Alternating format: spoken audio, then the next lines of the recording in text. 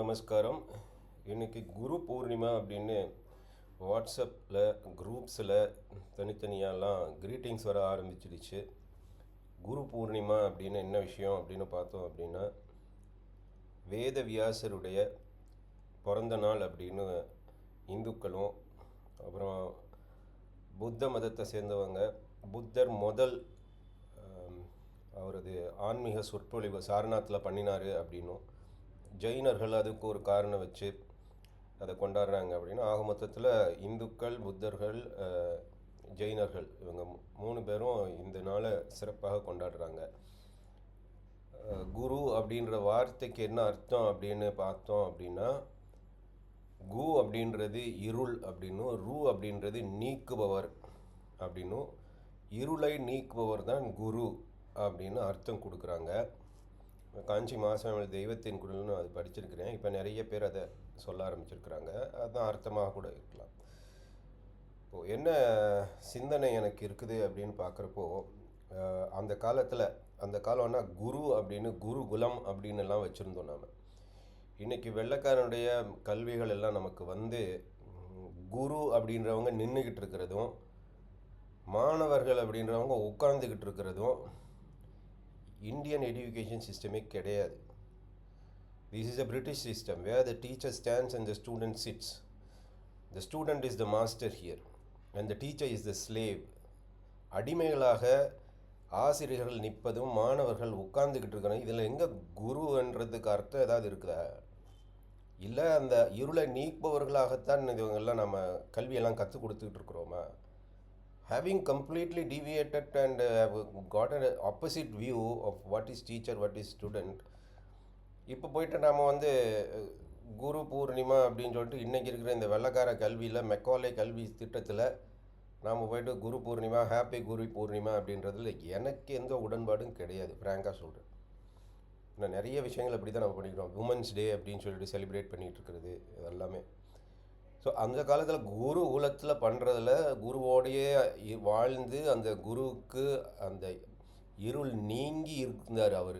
ஏன்னா அவருடைய குருகிட்டேருந்து வாங்கியிருக்கிறதுனால அவர் ஒளிமயமாக இருந்தார். அதனால் அந்த குருகுலத்தில் போய் பயின்று அந்த குருவுக்கு சேவை செஞ்சு அந்த குருகிட்டேருந்து அந்த ஞானத்தை பெறும் பொழுது அந்த குரு சிஷ்யனுடைய இருளை நீக்குபவராக இருந்தார். அந்த காலத்தில் என்னெல்லாம் சொல்லியிருக்கிறாங்க அப்படின்ற மந்திரத்தையும் நம்ம சொல்கிறோம். ஏன்னா எவ்வளவு ப்ராட் மைண்டடாக மந்திரம் வச்சுருக்கிறாங்க. இந்த மந்திரத்தில் அதாவது குருவும் சிஷ்யனும் பாடம் அந்த கல்வியை ஆரம்பிக்கிறப்போ சொல்கிற விசேஷமான ஒரு மந்திரம் அது. எல்லாருக்கும் தெரிஞ்சது தான். ஆனால் அதெல்லாம் நம்ம பள்ளிகளில் சொல்கிறது கிடையாது. அதுக்கு தான் நான் இதெல்லாம் சொல்கிறேன். இதில் வந்து எங்கேயுமே இறைவனுடைய பெயர் சிவானோ, விஷ்ணுவனோ, முருகனோ, பிள்ளையாரனோ எந்த ஒரு பேரும் அதில் இல்லை. அப்படி இருந்துமே இன்றைய மெக்காலே கல்வி திட்டத்தில், வெள்ளைக்காரனுடைய கல்வி திட்டத்தில் நாம் இதெல்லாம் சொல்ல மாட்டேங்கிறோம். கல்விகள் ஒவ்வொரு பள்ளியிலையும் ஒவ்வொரு காலேஜ்லேயும் காலையில் ப்ரேயராக இருக்க வேண்டிய விஷயத்தை நாம் தடுத்துட்டோம். அதனால் பாருங்கள், அது எந்த நிலையில் இன்றைக்கி வந்து நம்ம நாட்டை விட்டுருக்கு அப்படின்னு சொல்லிட்டு. சரி, அந்த மந்திரத்தை நான் சொல்கிறேன். அசத்தோமா சத்கமய, தமசோமா ஜோதிர்கமய, மிருத்யோமா அமிர்தங்கமய. இதுதான் அந்த மந்திரம். அசத்தோமா, lead me from the unreal to the real. எல்லாமே அன்ரியலாக இருக்குது, பொய்யாக இருக்குது. அந்த பொய்யிலேருந்து உண்மையை எனக்கு அழைத்து செல் அப்படின்றது. இது 2 பேருமே சொல்கிறதாக வைத்திருந்தாங்க அந்த காலத்தில். ஏதோ ஆசிரியர் சொல்லாமல் இருந்தது கிடையாது. 2 பேருமே சொல்லுவாங்களாம். குருவும் சொல்லுவாங்களாம், சிஷ்யனும் சொல்லுவாங்களாம்.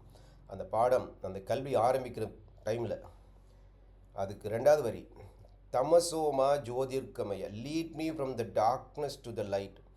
இருளில் இருந்து ஒளியை அழைத்து செல், ஒளிக்கு அழைத்து செல் என்னை அப்படின்றது. அந்த கல்வி மூலமாக நான் ஒளியில் பிரகாசிக்க வேண்டும். இருளில் இப்போ இருக்கிறேன் அப்படின்னு அர்த்தம். 3வது வரி, மிருத்யோமா அமிர்தங்கமய, lead me from the death to the immortality. Immortality is the nature அப்படின்னு நம்ம சனாதனம் சொல்லுது. ரமண மகர்ஷிகிட்ட சொன்னோன்னா இறப்புன்றதே கிடையாது அப்படின்னு. சில பேர் இதெல்லாம் சொல்லுவாங்க மறுபிறப்பு அப்படின்னு. ரமண மகர்ஷிகிட்ட போனால் மறுபிறப்புங்க, நீ பிறக்கவே இல்லை அப்படின்ட்டுருவார் அவர். ஸோ அந்த நிலைக்கு நாம் போகிறதுக்கு தான் கல்வி இருக்கணும். அந்த மாதிரியான கல்வி தான் கொடுக்கணும் ஒரு குரு. அப்போ தான் இதெல்லாம் அர்த்தம் இருக்குது. இந்த குரு பூர்ணிமாவெல்லாம் நாம் செலிப்ரேட் பண்ணுறதுக்கு அந்த மாதிரியான கல்வியை கொண்டு வரணும். அதுதான் காஞ்சி மாசிவம் சொல்கிறாரு, வெள்ளைக்கார வேஷத்தில் இருக்க நம்மவர்கள் சட்டம் செய்கிறார்கள், அதை அடிமையாக நாம் இருக்கிறோம் என்றால் சுதந்திரத்தின் சாரமே கிடையாது. ஸோ வெள்ளைக்காரனுடைய கல்வி திட்டத்தை நாம் கஸ்டமைஸ் பண்ணி பஞ்சர் ஒட்டி டிஞ்சர் ஒட்டி ஆங்கில வெளியிலேயே எல்லாத்தையும் பண்ணிட்டு இந்த மாதிரியான ட்ரெடிஷன்ஸையும் நாம் வச்சுக்கிட்டு இருக்கிறது ஒரே முரண்பாடாக இருக்குது. இது அப்படி தான் சில இதெல்லாம் இருக்குது. நிறைய டை எல்லாம் போட்டுக்கிட்டு பசங்க வெள்ளைக்கார மாதிரி டை கட்டிக்கிட்டு இருக்கிறோம் நம்ம நாட்டில். அப்புறம் அவன் மந்திரம் சொல்லி என்ன பிரயோஜனம், சான்ஸ்கிரிட் வச்சு என்ன பிரயோஜனம் எனக்கு புரிய மாட்டேங்குது. நம்ம ட்ரெடிஷனில் நாம் இருக்கணும். நம்ம குருகுலம் எப்படி இருந்தோ அந்த மாதிரி இருக்கிறதுக்கு முயற்சிகள் பண்ண வேண்டும். அதுதான் நமது சுதந்திரத்துக்கு பயன்படணும். நமது சுதந்திரம், அறிவு எல்லாமே அதற்காக பயன்பட வேண்டும். ஸோ இந்த மாதிரியான சிந்திக்கிறப்ப எனக்கு ரொம்ப விசேஷமாக நான் பார்க்குறது ஆதிசங்கரர் அவருடைய பிறந்த நாள் 2500 வருஷத்துக்கு முன்னாடி அதையே மாற்றிட்டானுங்க வெள்ளைக்காரனுங்க வந்து. 2500 வருஷத்துக்கு முன்னாடி ஒரு பெரிய மகான் பிறந்து நிறைய எல்லாம் சாதிச்சிருக்கிறாரு 32 வயதில் அப்படின்றத அவனால் ஏற்றுக்க முடியாது. இன்னும் அவனுங்க வந்து ஏதோ நம்ம ரிசர்ச் பண்ணுறோம் ஆராய்ச்சி பண்ணுறோன்ற பேரில் அவருடைய பீரியடை 8th century அப்படின்ட்டாங்க. நம்ம வெள்ளைக்காரன் ஏதோ சொன்னாலும் நம்ம ஆமா சாமி போடுற ஜனங்களாக நம்மளை மாற்றிட்டாங்க. அந்த மாதிரியான ஆளுங்க அவன் வழியிலேயே கல்வியை கற்றுக்கிட்டு அவனுக்கே ஜால்ரா போட்டுக்கிட்டு இருக்கிறது. அதாவது இந்துவாக இருந்துக்கிட்டே அவன் கிறிஸ்டியனாக இருந்து இதெல்லாம் நமக்கு ரிசர்ச் பண்ணி நமக்கு இந்துக்களை குறைக்கிறதுக்காக அவருடைய பீரியடை குறைச்சாங்க அப்படின்னா 8th centuryன்னு. நம்ம இந்துக்களாக இருக்கிறவங்களே அதை பண்ணிகிட்டு இருக்காங்க. இது போதாததுக்கு கிறிஸ்டியனாக மாறினவனுங்க நம்ம இந்துக்களை ஒத்துக்கிறாங்க அப்படின்னு சொல்லி அதை வேற 8th centuryன்னு சொல்லிட்டு இருக்கிறாங்க. வாட் எவர் இட் இஸ், அவர் பிறந்தது 2500 வருஷத்துக்கு முன்னாடி. ஆதிசங்கரர் 32 வயசில் சிறப்பான பணிகள் எல்லாம் பண்ணினார். தனது குருவை தேடி கேரளாவில் இருந்து நர்மதா நதி மகாராஷ்டிராவில் இருக்குது, அங்கே எவ்வளோ தூரம் நடந்து போகிறார் 2500 வருஷத்துக்கு முன்னாடி ஒரு குருவை தேடி. அந்த குருவினிடமிருந்து இதெல்லாம் வாங்கணும், ஞானத்தை பெற வேண்டும் அப்படின்னு சொல்லிட்டு எப்படியெல்லாம் வாழ்ந்து காமிச்சிடுறாங்கன்னு பாருங்கள். அதே மாதிரி அவர் இன்னொரு விசேஷம் என்ன அப்படின்னா, காசியில் ஒரு சண்டாளன் அவுட்காஸ்ட் அப்படின்னு நம்ம சொல்கிறோம்ல, பறையன் அப்படின்னு ஏதோ ஒரு ஜாதி, அந்த மாதிரியான ஒரு வேஷத்தில் வரட்ட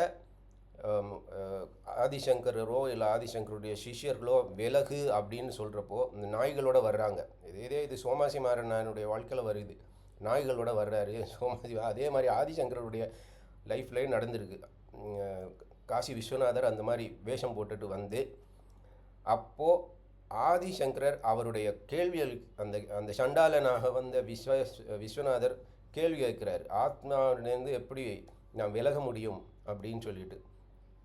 ஆத்மாவிட்டேருந்து நான் விலக முடியாது, நீ எதை விலக சொல்கிற, உடலை விலக சொல்கிறதாக இருந்தால் உன்னோட உடம்பு எப்படி வந்ததோ அதே மாதிரி தான் என் உடம்பு வந்தது அப்படின்னு பார்க்குறப்போ உடம்புக்குள்ள என்ன உயர்வு தாழ்வு, ஆத்மாவிலேருந்து விலகணுன்னா ஆத்மாவிலேருந்து விலக முடியுமா அப்படின்ற ஒரு ஞானமான விசேஷத்துக்கு கேள்வியை கேட்டப்போ ஆதிசங்கருக்கு புரிஞ்சு போயிடுச்சு இவர் பெரிய ஆள் அப்படின்னு சொல்லிட்டு. அப்போ உடனே மனிஷ பஞ்சகம் அப்படின்னு சொல்லிட்டு ஒரு சண்டாளனாக இருந்தாலும் அவன்தான் என்னுடைய குரு அப்படின்னு சொல்கிறார். அந்த மனிஷ பஞ்சகத்தில் ஆதிசங்கரர் சொல்கிறார், ஒரு சண்டாளனாக இருந்தாலும் அவன்தான் எனது குரு, இல்லை அவர் தான் எனது குரு அப்படின்னு அந்த சண்டாளனை மென்ஷன் பண்ணி சொல்கிறார் ஆதிசங்கரர். அப்போது இந்த விசேஷம் இதெல்லாம் எத்தனை பேருக்கு தெரியுது தமிழ்நாட்டில்? ஒரு சண்டாளனாக இருந்தாலும் எனது குருவாக ஏற்றுக்கொள்கிறேன் என்று. ஏன்னா அந்தளவுக்கு அந்த கேள்வியே ஒரு ஞானம் அடைந்தவன் தான் அந்த கேள்வி கேட்க முடியும் அப்படின்றத ஆதிசங்கரர் புரிஞ்சுக்கிட்டு அப்படி சொல்கிறார். அதுதான் அறிவு அப்படின்னு, அதுதான் ஞானம் அப்படின்றத ஏற்றுக்கிட்டு. அதுக்கப்புறம் இன்னொரு இடத்துல மிஸ்ரர் மண்டன மிஸ்ரரை எப்படி வாதத்தில் ஜெயிக்கிறாங்க அப்படின்றப்போ அந்த வாதத்துக்கு தலைமையாக ஜட்ஜாக நீதிபதியாக யாரை ஏற்றுக்கிறாங்க அப்படின்னா மண்டன மிஸ்ரருடைய மனைவியை. அதுதான் சரசவாணி அப்படின்னு சொல்லுவாங்க. ஸோ ஒரு பெண்ணை, அதுவும் யாரோட வாதம் பண்ணுறாங்களோ அவங்களுடைய மனைவியை ஏற்றுக்கிறாரு ஆதிசங்கரர்னா பாருங்கள் எவ்வளோ ஒரு ப்ராட் மைண்டட் திங்கிங் இருந்திருக்கு அந்த காலத்தில். 2500 வருஷத்துக்கு முன்னாடி. இன்றைக்கி வந்து வெள்ளைக்காரன் வந்து நாங்கள் தான் உங்களுக்கெல்லாம் கல்வி கொடுத்தோன்றாங்க. அதை கேட்டுக்கிட்டு நம்ம ஜனங்க ஆமா சாமின்னு சொல்லிகிட்டு இருக்கிற ஒரு நிலையில் நம்ம மக்கள் இருக்கிறாங்க அப்படின்றப்போ ரொம்ப ரொம்ப ரொம்ப ரொம்ப வருத்தமாக இருக்குது. 2500 வருஷத்துக்கு முன்னாடி ஒரு பெண்ணை நீதிபதியாக ஏற்றுக்கிறாங்க. அந்த பெண் யாருன்னா யாரோட வாதம் பண்ணுறாங்க அவங்களுடைய மனைவி. அப்போது அந்த மனைவி அந்த தவறாக நீதி சொல்ல மாட்டாங்க அப்படின்ற நம்பிக்கை ஆதிசங்கரருக்கு இருந்திருக்குது பாருங்கள். அதை ஏற்றுக்கிறதுக்கு அந்த கணவனும் ஒத்துக்கிட்டு இருந்துருக்குறாங்க பாருங்கள். எப்பேற்பட்ட மகான்கள் எப்பேற்பட்ட விஷயங்கள் எல்லாம் நம்ம நாட்டுக்காக பண்ணியிருக்கிறாங்க. இந்த குரு பூர்ணிமாவில் இவங்களெல்லாம் நாம் நினைப்போம். ஓம் நம சிவாய.